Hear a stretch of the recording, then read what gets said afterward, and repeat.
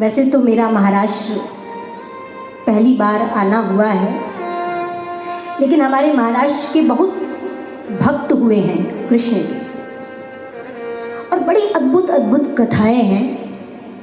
महाराष्ट्र की ही एक भक्त हुई है, भक्त शक्कूबाई।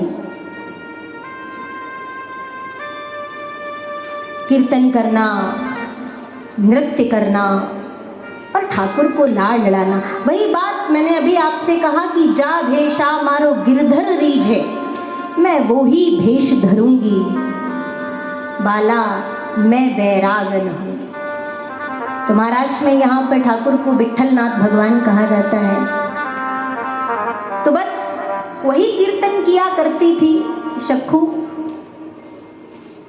विठ्ठल विठ्ठल विठ्ठला, पांडुरंगा विठ्ठला।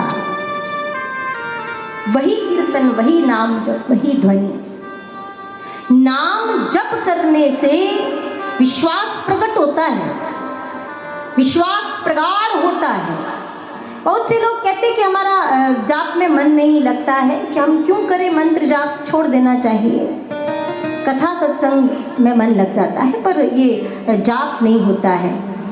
कोई बात नहीं, आप सत्संग सुनिए, लेकिन आप सत्संग सुनने के बाद में प्रयास कीजिए कि आप जाप भी करें, क्योंकि जाप करने से विश्वास प्रगाढ़ होता है, उसके नाम में और ज़्यादा श्रद्धा बढ़ती है।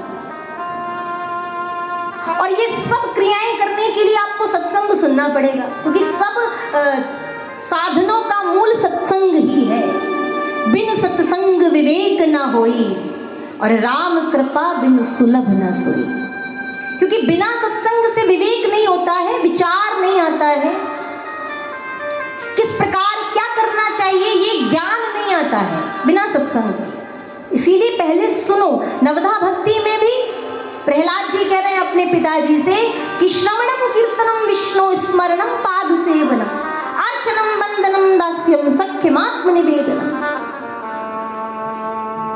पहले सुनिए भगवान की लीलाओं का, भगवान की कथाओं का आप श्रवण कीजिए, क्योंकि सुनने से बहुत से लोग सुनते भी नहीं हैं।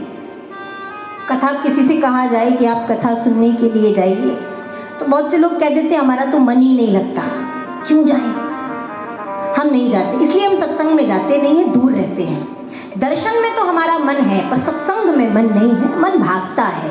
तो वो तो भागेगा, क्योंकि मन का काम ही भागना है, स्थिर तो वो रह ही नहीं सकता। उसका काम ही है उछलना।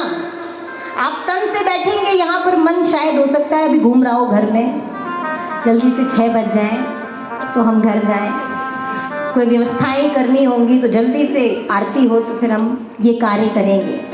अगर कोई बच्चों को छोड़कर आया है तो बच्चे पता नहीं क्या कर रहे होंगे, कि मन भागेगा। आप तन से बैठे हैं, लेकिन मन से नहीं बैठे ना, इसका काम ही है उछलना। अच्छा, वृंदावन कौन कौन गया, जरा हाथ खड़े करो।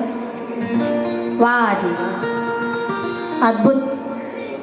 तो आपने वृंदावन में दर्शन किया होगा, बिहारी जी का तो किया ही होगा, लेकिन हमारे यहाँ के बंदरों का भी किया होगा। वो बाहर ही मिल जाते हैं, बिहारी जी तो बाद में मिलते हैं, वो बाहरी गली में मिल जाते हैं। और बंदरों का आजकल एक ट्रेंड है हमारे यहाँ के बंदरों का, कि चश्मा ले जाएंगे, मोबाइल ले जाएंगे, पर्स ले जाएंगे। महाराज बड़ी विडंबना है। हम लोग घर से बाहर निकलते हैं ना अपने, तो हम फोन नहीं कर सकते हैं किसी को। किसी का फोन आए तो उठा नहीं सकते, क्योंकि जहां कान पे लगाया कंधे पर बैठेगा और ले जाएगा, उसका काम है। अच्छा, बंदर को चश्मे में, मोबाइल में मिलता क्या है? अगर कभी विचार करें तो उसको मिलता क्या है चश्मे में, मोबाइल में? अगर वो चबाता है तो कोई रस तो है नहीं, कोई भोजन भी नहीं है वो चीज़ कि उसका पेट भर जाता है, फिर भी वो लेकर जाता है। लेकिन जैसे ही वो चश्मा मोबाइल लेकर के जाए तो लोग प्रयास करते हैं उसे लेने का, लेकिन वो नहीं देता है। वो कब देता है? जब हम उसको फ्रूटी देते हैं। आप फ्रूटी दीजिए, तुरंत चश्मा छोड़ेगा, मोबाइल छोड़ेगा। आप कुछ और बिस्किट दीजिए, नहीं छोड़ेगा। फ्रूटी दीजिए, तुरंत गिरा देगा। वृंदावन में ये तो एक हास्य बात हो गई कि चलो ले जाते हैं बंदर, फिर हम फ्रूटी देते हैं और वो छोड़ देते हैं। पर ये वृंदावन में आप जाकर दर्शन कर रहे हैं तो इन बंदरों से भी सीखना चाहिए।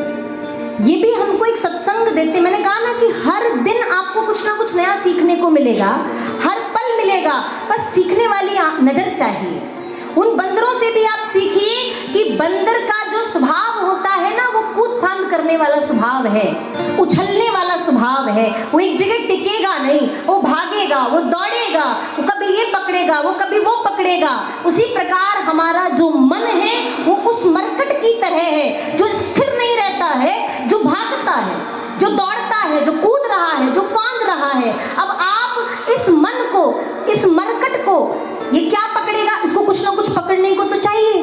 तो क्या पकड़ेगा? तो आप संसार की वस्तुएं इसको देते हैं जिसमें कोई रस नहीं है, जिसमें कोई आनंद नहीं है, जिसमें कोई सुख नहीं है। अब उसको तो चाहिए पकड़ने को, तो वो उन्हीं को पकड़ करके बैठा है। वो छोड़ेगा कब? जब आप उसको कोई रस की वस्तु देंगे, आनंद की वस्तु देंगे, जब आप उसको फ्रूटी देंगे, वो तुरंत चश्मा छोड़ेगा। वो समझ जाएगा रस तो यहाँ है, मैं फालतू में मूड मार रहा था, आनंद तो यहाँ है, वो तुरंत छोड़ेगा। उसी प्रकार हमारा कृष्ण का जो नाम है, तभी तो कृष्ण के नाम को कहा गया रसो वैसाह, रस से परिपूर्ण है, रस से भरे हुए हैं। आप इस रस को पकड़िए, अपने मन को इस रस को पकड़ाइए, वो तुरंत संसार की सब चीजों को छोड़ देगा। वो समझ जाएगा आनंद वहां नहीं, आनंद यहाँ है। बढ़िया एसी कमरे में सोते हैं,